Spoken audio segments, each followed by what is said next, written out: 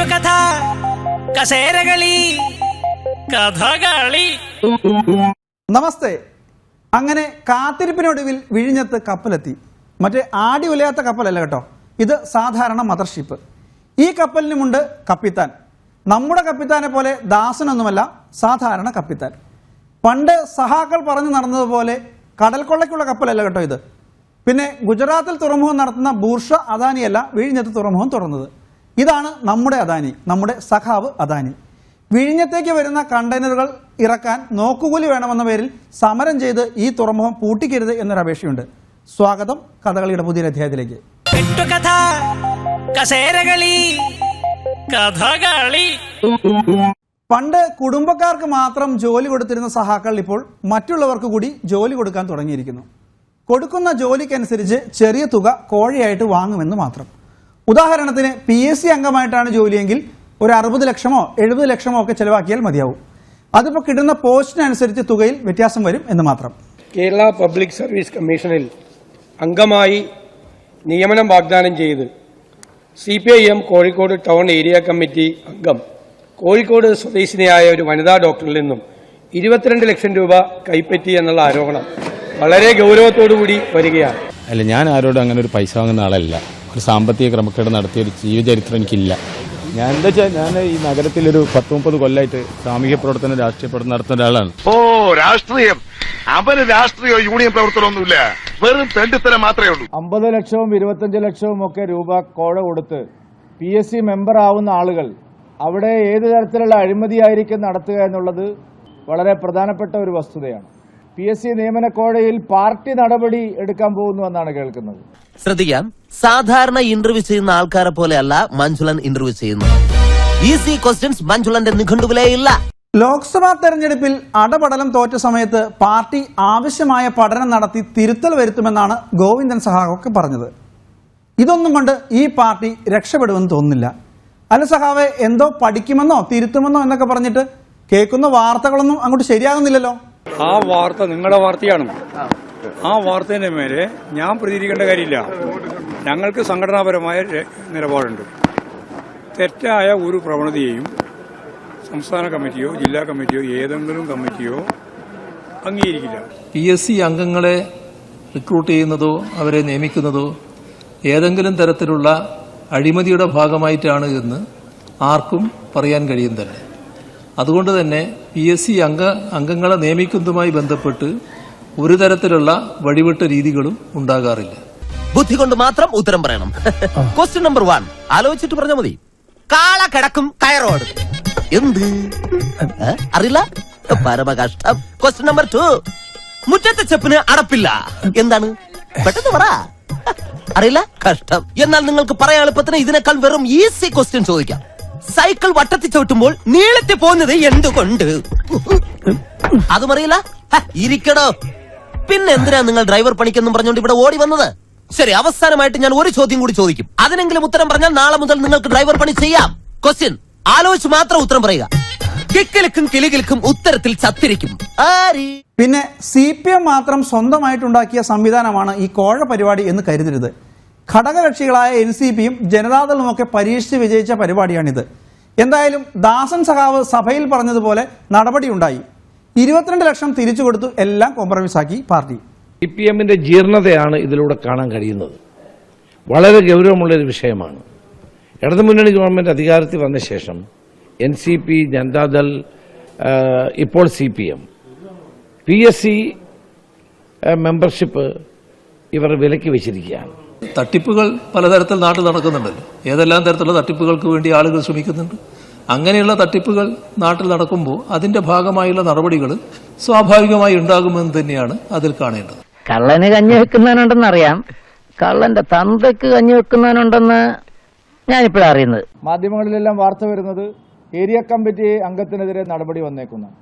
ഒരു area committee അംഗത്തിന് PSC മെമ്പറെ നിയമിക്കാൻ സാധിക്കുമോ? അങ്ങനെ ഒരാളോടൊരു അനാവശ്യമായിട്ടൊരു പണമോ മറ്റെന്തെങ്കിലും വാങ്ങി ചരിത്രം എന്നെ സംബന്ധിച്ചിടത്തോളം ഇല്ല. അപ്പോൾ PSC അംഗത്വം കിട്ടണമെങ്കിൽ വൻതോതിലുള്ള കോഴ കൊടുക്കണം എന്ന സ്ഥിതിയിൽ കേരളത്തെ എത്തിച്ചതിന്റെ പൂർണ്ണ ഉത്തരവാദിത്വം ഇടതുമുന്നണിക്കാണ്. സാറിനെ കണ്ടപ്പോഴേ ഒരു കള്ള ലക്ഷണം എനിക്കും തോന്നി. അപ്പൊ ഞാനും അത്ര മോശമല്ലാന്ന് പറഞ്ഞതാ. ഏരിയ കമ്മിറ്റി അംഗം ആർക്കു വേണ്ടിയാണ് പണം വാങ്ങിയത് എന്നുള്ളതാണ് ഏറ്റവും പ്രധാനപ്പെട്ട ചോദ്യം. ഏരിയ കമ്മിറ്റി അംഗത്തിന് എന്തായാലും PSC മെമ്പറെ നിയമിക്കാൻ കഴിയുന്ന ഒരു പദവി അല്ലല്ലോ. മനുഷ്യന്മാരല്ലേ, അറിയില്ല എന്താ സംഭവം എന്നുള്ളത്. ഇതിങ്ങനെ അത്രമാത്രം ഒരു PSC അംഗത്തിന് എന്താ പറയാ, അതല്ലേ അതിന് മാത്രം വലിയൊരു നേതാവ് കൂടിയല്ലേ ഞാൻ. സാധാരണ ഒരു മനുഷ്യനാണ്. ഒരാഴ്ച കൊണ്ട് ഞാൻ എത്രത്തോളം വളർന്നുവെന്ന് എനിക്ക് പോലും അറിയില്ല. അങ്ങനെ മേടിച്ച കാശ് തിരിച്ചു കൊടുത്ത് എല്ലാം കോംപ്ലിമെന്റ് ആക്കുന്ന പരിപാടി നടക്കില്ലെന്നാണ് പ്രതിപക്ഷം പറയുന്നത്. സംഭവത്തിൽ FIR ഇട്ട് സമഗ്രമായ അന്വേഷണം വേണമത്രേ. പോലീസ് അന്വേഷിച്ചാൽ ഇത് ഇവിടെ കൊണ്ടൊന്നും തീരുന്ന ലക്ഷണമില്ല. ഇതിനൊക്കെ പാർട്ടിയുടേതായ ചില കീഴ്വഴക്കങ്ങളുണ്ട്. ആദ്യം തന്നെ നമ്മുടെ ബാലൻ സഹാവോ ശ്രീമതി ടീച്ചറോ ഒക്കെ അടങ്ങുന്ന ഒരു സമിതി ഉണ്ടാവും. അവരന്വേഷിക്കട്ടെ ആദ്യം. ഈ വിവരം പുറത്തു വന്നിട്ട് 4-5 ദിവസമായി. മാധ്യമങ്ങളിൽ സജീവ ചർച്ച ആയിട്ട്, നിയമസഭയിൽ ചർച്ചയായിട്ട്. എന്തുകൊണ്ടാണ് ഈ വിഷയത്തിൽ ഒരു അന്വേഷണത്തിന് ഉത്തരവിടാൻ മുഖ്യമന്ത്രി ഭയക്കുന്നത്? കേസായി ഞാൻ കൊടുക്കില്ലേ? ചാണ്ടിച്ചായം കൊടുക്കില്ലേ? ഈ ജോസ് കൊടുക്കില്ലേ? ഞാനോ? നീയും കൊടുക്കും. PSC മെമ്പർഷിപ്പ് ഇവർ വിലക്ക് വെച്ചിരിക്കുകയാണ്. കൂടുതൽ വില കൊടുക്കുന്നവർക്ക് ഇത് കൊടുക്കും. ഒരു കാലത്തും കേരളത്തിൽ ഉണ്ടാകാത്ത ഒരു സാഹചര്യമാണ് കാണാൻ കഴിയുന്നത്.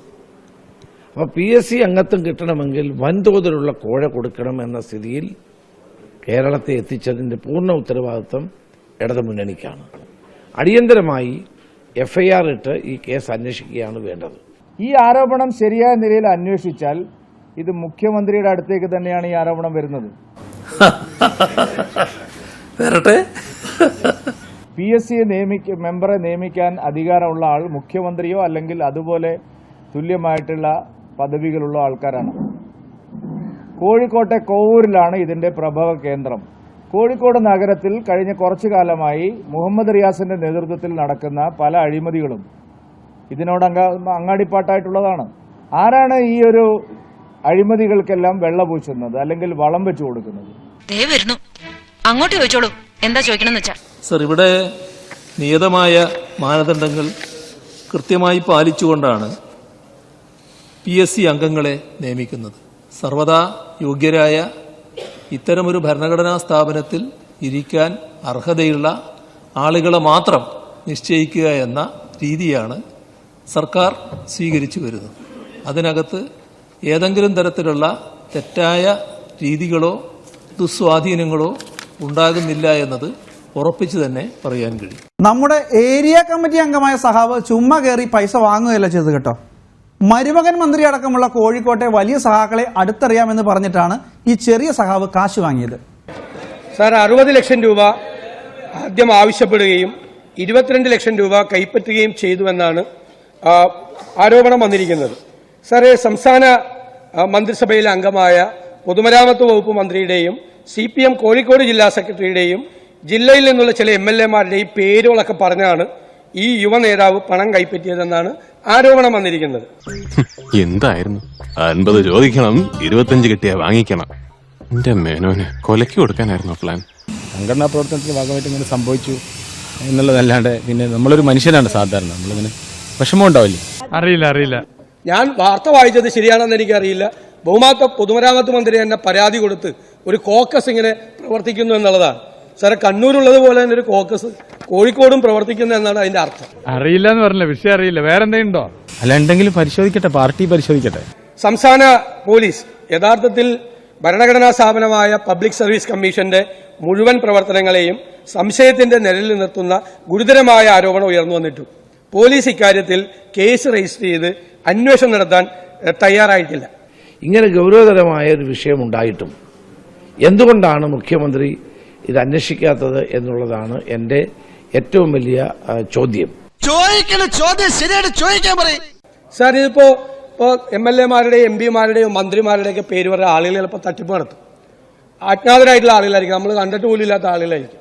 പക്ഷെ സാർ, ഇതൊന്നും അങ്ങനെയുള്ള ആളുകളല്ലത്. ഇതൊക്കെ ഇവരുടെ എല്ലാവരുടെയും സന്തത സഹചാരികളും എപ്പോഴും കൂടെ നടക്കുന്ന ആളുകളുമാണ്. അപ്പോഴാണ് ആളുകൾക്ക് വിശ്വാസം വരുന്നത്. അവര് ആരോപണം ഉയർന്നിരിക്കുന്ന ആളുകൾ തെറ്റുകാരാണ് എന്നുള്ള വിധിക്കൊന്നുമല്ല ഞാൻ പോകുന്നത്. പക്ഷെ ഇത്തരം ആളുകൾ നിങ്ങളുടെ ഭരണകക്ഷിയായ നിങ്ങളുടെ പാർട്ടിയിലുണ്ട്. നിങ്ങളെയൊക്കെ ചൂണ്ടിക്കാണിച്ച് നിങ്ങൾക്ക് കൊടുക്കാനാണ് എന്ന് പറഞ്ഞ് ആളുകളുടെ കയ്യിൽ നിന്ന് പണം വാങ്ങിക്കുന്ന ആളുകളുണ്ട്. ഇച്ചിരി കാശ് വേണമല്ലോ രമേഷ. അയ്യോ കച്ചവടം ഒന്നും ആയില്ലല്ലോ. ഇനി എപ്പോഴാണാവോ കച്ചവടം ആവുക? എപ്പോ വന്ന് ചോദിച്ചാലും കച്ചവടം ആയില്ല. ഒരു ദിവസം എനിക്ക് ദേഷ്യം കയറാണ്ടല്ലോ, ഇതൊക്കെ വലിച്ചു വലിച്ച് താഴ്ത്താന്റെ മേലോട്ട് ഞാൻ ചവിട്ടും. അവൻ തരും. ഓ, സേതുക്ക നേരിട്ട് വന്ന് ചോദിക്കാഞ്ഞിട്ടാ? അതിനാണ് സാക്ഷാൽ ആലയുടെ പറഞ്ഞോണ്ടിരിക്കുന്നത്. ഇവിടെ ഇരുന്ന് മര്യാദക്ക് കച്ചവടം ചെയ്യണമെങ്കിലേ വെക്കണം വരുവാ. കൊടുക്ക്. ഐദ്രോസിന്റെ വായിരിക്കുന്നത് കേൾക്കാതെ സേതുവിന്റെ അത്യാവശ്യ കാര്യത്തിനാ. ചായം കൂടെ. ഇതേവരെയുള്ള PSCയുടെ പ്രവർത്തനമെടുത്ത് പരിശോധിച്ചാൽ നിയമിക്കപ്പെട്ട PSC അംഗങ്ങളെക്കുറിച്ച് എന്തെങ്കിലും ആക്ഷേപമോ PSC അംഗങ്ങളുടെ നിയമനത്തെക്കുറിച്ച് മറ്റേതെങ്കിലും തരത്തിലുള്ള ആക്ഷേപമോ ഉയർന്നു വന്നിട്ടില്ല എന്ന് കാണാൻ നമുക്ക് സാധിക്കും. 60 ലക്ഷവും 90 ലക്ഷവും ഒക്കെ കൊടുത്ത് PSC അംഗമായ ആളുകൾ PSCയിൽ വന്നിരുന്ന പിന്നെ അവിടുത്തെ ഇന്റർവ്യൂവിന് എന്ത് വിശ്വാസമാണ് സാർ? ഇവിടെ ലക്ഷക്കണക്കിന് ചെറുപ്പക്കാർ സ്വപ്നവും പ്രതീക്ഷയുമായി പബ്ലിക് സർവീസ് കമ്മീഷനെ കാണുന്ന കാലത്ത് ആ പബ്ലിക് സർവീസ് കമ്മീഷനിലെ അംഗങ്ങളായി വയ്ക്കുന്നവരെ ലേലത്തിൽ വെച്ചിട്ട് കാശ് മേടിച്ചിട്ടാണ് വെക്കുന്നത്. എവിടെ ഇതൊരു നടക്ക് പോണ ലക്ഷണില്ല. ഞാൻ ഇവന്റെ 2 വാങ്ങിച്ചിട്ടേ പോവുള്ളൂ. അയാളൊരു ആഡംബര ജീവിതം നയിക്കുന്നവരാണ്, അല്ലെങ്കിൽ അയാൾ റിയൽ എസ്റ്റേറ്റ് മാഫിയയുമായി ബന്ധമുണ്ട് എന്നൊക്കെ പറയുമ്പോൾ സ്വാഭാവികമായിട്ടും നമ്മളെ അറിയുന്ന, നമ്മളെ കൂടെ നിൽക്കുന്നവർ നമ്മുടെ സ്നേഹിതന്മാരും ഇത്തരം വാർത്തകൾ പ്രസിദ്ധീകരിക്കുന്ന ആൾക്കാർ നമ്മുടെ ശത്രുക്കളും അല്ലേ? അപ്പൊ ചിരിക്കുന്നവർ മുഴുവൻ നമ്മുടെ സുഹൃത്തുക്കളാണെന്ന് നമ്മൾ കരുതാൻ പാടില്ല. അപ്പൊ ശരി, ഇപ്പൊ ഞാനൊന്നും പറയുന്നത് ശരിയില്ല. എൻ്റെ പാർട്ടിയാണ് എൻ്റെ ലൈഫ് എന്ന് പറയുന്നത് നിങ്ങൾ മനസ്സിലാക്കണം. നിർബന്ധമായിട്ട് വാങ്ങിക്കേണ്ടത്. എനിക്ക് എൻ്റെ മകൻ്റെ മുന്നിൽ അച്ഛൻ ഇങ്ങനെ ഒരാളാണെന്ന് അറിയാൻ ആഗ്രഹം ഉണ്ടാവുമോ? തീ ഉണ്ടാക്കിയവരെന്നെ പോകാൻ പറയട്ടെ, എന്താണ്? Thank you. ഇനി കഥകളിയിൽ ഒരു ഇടവേളയാണ്. കെട്ടുകഥ, കസേരകളി, കഥകളി.